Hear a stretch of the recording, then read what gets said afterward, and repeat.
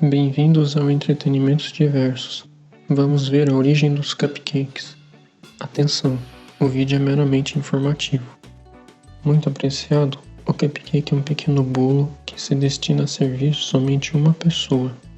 Esse pequeno bolo teria sido inventado no ano de 1796, no Reino Unido, pois consta que nesse ano o livro de receitas chamado American Cookie, escrito por Amelia Sims, no qual a autora escreve que a receita deve ser de um bolo assado em pequenas xícaras, inserindo o conceito de porção individual. O nome cupcake, porém, foi apresentado pela primeira vez somente em 1828, estando no livro de receitas de Eliza Leslie, chamado 75 Receipts for Pastry, Cakes and Sweetmeats.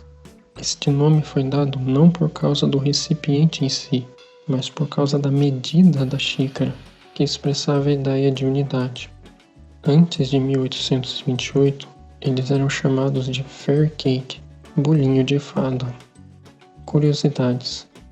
Somente no ano de 1996 foi aberta a primeira cupcakeria, na cidade de Nova York.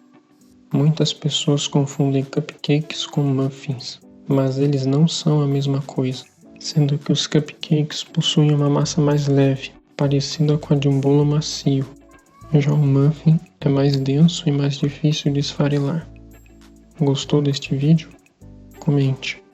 O vídeo de hoje fica por aqui. Espero que tenham gostado. Até a próxima.